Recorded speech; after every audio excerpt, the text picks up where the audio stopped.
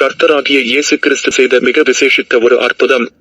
கர்த்தருக்குள் பிரியமான சகோதர சகோதரிகளே, இயேசு கிறிஸ்து செய்த மிகவும் விசேஷித்த ஒரு அற்புதத்தை பற்றி நாம் தெரிந்து கொள்வோம். இயேசு கிறிஸ்து செய்த பல அற்புதங்களை பற்றி வேதாகமத்தில் நாம் வாசிக்கலாம். அவர் செய்த ஒவ்வொரு அற்புதமும் தனித்தன்மை உள்ளது என்பதை நாம் கவனித்திருக்க வேண்டும். மேலும் பெரும்பாலான சூழ்நிலைகளில் இயேசு கிறிஸ்து தம்மிடம் வந்தவர்கள் அல்லது மற்றவர்களால் கொண்டு வரப்பட்டவர்கள் அல்லது குணமாகும்படி கேட்டவர்களை குணப்படுத்தினார். ஆனால் சிலரைத்தான் தாமாக முன்வந்து குணப்படுத்தினார். இயேசு கிறிஸ்து தாமாக முன்வந்து செய்த ஒரு மிகச்சிறந்த அற்புதத்தையும் அதற்கு தொடர்புடைய வேதாகம நிகழ்வுகளை பற்றி அறிந்து கொள்வோம். யோவான் 8 குறிப்பிடப்பட்டுள்ளபடி எருசலேம் தேவாலயத்தில் ஏற்பட்ட வாக்குவாதத்தில் இயேசு கிறிஸ்து தாம் ஆபிரகாமுக்கு முன்பே இருக்கிறேன் என்று கூறினார். அங்குள்ள ஜனங்கள் அதை ஏற்றுக்கொள்ளாமல் அவர் மேல் கல் எறியும்படி கற்களை கைகளில் எடுத்தபொழுது அங்கிருந்து அவர் வெளியே வந்து இந்த அற்புதத்தை ஆபிரகாமுக்கு முன்பே அவர் இந்த பூமியில் இருக்கிறார் என்பதை நமக்கு தெளிவுபடுத்தும் வண்ணமாக இந்த அற்புதத்தை நிகழ்த்தினார் என்பதை நாம் சற்று ஆராய்ந்து பார்ப்போம். இயேசு கிறிஸ்துவும் சீடர்களும் எருசலேம் தேவாலயத்தில் இருந்து நகரத்திற்கு வெளியே நடந்து போகும் வழியில் நீரூற்று வாசல், தண்ணீர் வாசல், பள்ளத்தாக்கு வாசல் அருகே ஒரு பார்வையற்ற மனிதனை கண்ட அவருடைய சீடர்கள் அவர்களுக்குள்ளே பேசி பார்வை குறைபாடு பாவத்திற்கான தண்டனை என்று முடிவு செய்து விட்டார்கள். ஆனால் அவனுடைய பாவமோ அல்லது அவனுடைய பெற்றோர் செய்த பாவமோ யார் செய்த பாவம் என்பதை தீர்மானிக்க முடியாமல் இயேசு கிறிஸ்துவிடம் 2 தீர்வை சொல்லி அதில் ஒரு தீர்வு கிடைக்கும் என்று நினைத்தனர். யோவான் 9:1-2. அவர் அப்புறம் போகையில் பிறவிக்குருடனாகிய ஒரு மனுஷனை கண்டார். அப்பொழுது அவருடைய சீஷர்கள் அவரை நோக்கி, ரபி, இவன் குருடனாய் பிறந்தது யார் செய்த பாவம்? இவன் செய்த பாவமோ இவனை பெற்றவர்கள் செய்த பாவமோ என்று கேட்டார்கள். பாவம் செய்வதால் தான் ஊனம் ஏற்படுகிறது என்பதை சீடர்கள் தாங்களாகவே உறுதி செய்து கொண்டதால் யார் செய்த பாவம் என்பதை அறிய விரும்பினர். இயேசு கிறிஸ்து தம்முடைய சீடர்களுக்கு என்ன பதிலளித்தார் என்பதை அறிந்திருந்தாலும் கூட நம்மில் பலர் சீடர்கள் செய்ததைப் போலவே ஊனம் பாவத்தினால்தான் ஏற்படுகிறது என்று உறுதி செய்து விடுகிறோம். யோவான் 9:3. இயேசு பிரதியுத்தரமாக, அது இவன் செய்த பாவமும் அல்ல, இவனை பெற்றவர்கள் செய்த பாவமும் அல்ல, தேவனுடைய கிரியைகள் இவனிடத்தில் வெளிப்படும் பொருட்டு இப்படி பிறந்தான். கடவுள் ஆதாமை பரிபூரணமாக படைத்தார். மனித குலத்தின் வீழ்ச்சியின் காரணமாக தன்னை படைத்த கடவுளை மறந்துவிட்டான். எனவே கர்த்தர் நம்மை படைத்தார் என்பதையும் நாம் அவரை சார்ந்திருக்க வேண்டும் என்பதையும் நமக்கு உணர்த்தும்படியாகவும் நாம் அப்படிப்பட்டவர்களுக்கு உதவி செய்யவும் அவர்களுக்காக ஜெபித்து சுகத்தை பெற்றுத் தர வேண்டும் என்பதற்காகத்தான் அப்படிப்பட்டவர்களை படைத்தார் என்பதை நாம் மறந்துவிடக் கூடாது.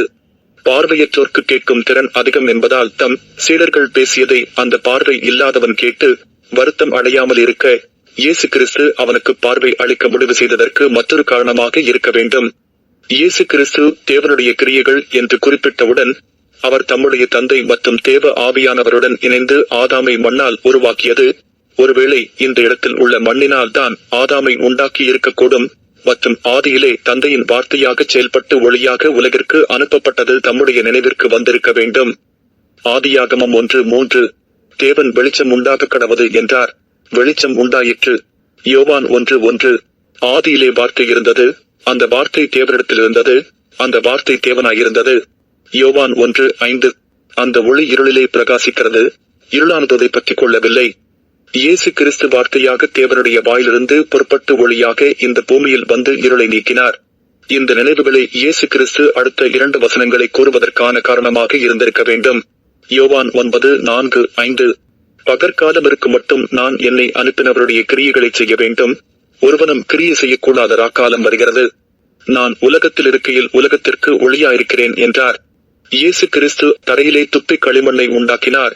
ஆதாமை மண்ணிலிருந்து உருவாக்கியது போலவே ஒரே வினாடியில் அந்த களிமண்ணினால் அந்த பார்வை இல்லாதவனுக்கு கண்களை உருவாக்கி அதன் மேல் களிமண்ணை பூசி சீலோவாம் குளத்தில் கழுவச் சொல்லி அனுப்பினார்.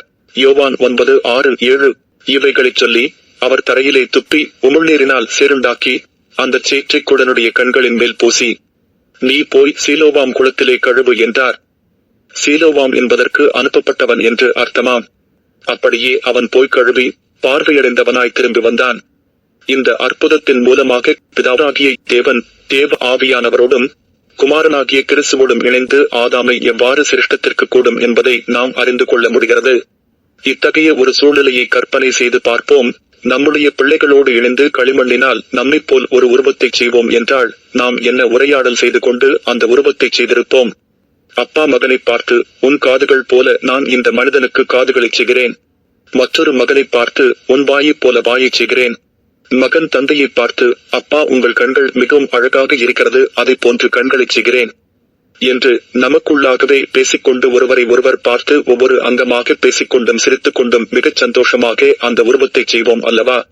இதை போன்றுதான் ஆதியிலே தேவன் தேவ ஆவியானவரோடும் குமாரனாகிய கிறிஸ்துவோடும் இணைந்து மிகுந்த சந்தோஷத்தோடும் மகிழ்ச்சியோடும் ஒருவரோடு ஒருவர் பேசிக்கொண்டும் ஒருவரை ஒருவர் பார்த்து கொண்டும் ஆதாமை தம்முடைய ரூபத்தின்படி சிருஷ்டித்தார்.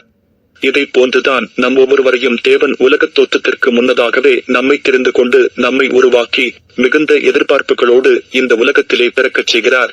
ஆனாலும் இவை அனைத்தையும் அறிந்தவர்களாயிருந்தும் நாம் ஒவ்வொருவரும் பாவத்தில் விழும்போது அல்லது தேவனுக்கு விரோதமான காரியங்களை செய்யும் பொழுது மிகுந்த மனசாபப்படுகிறார்.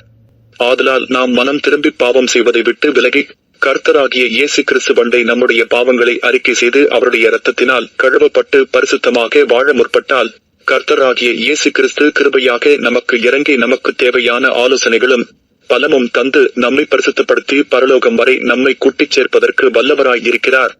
ஆமென். இயேசுவிடம் வாருங்கள்.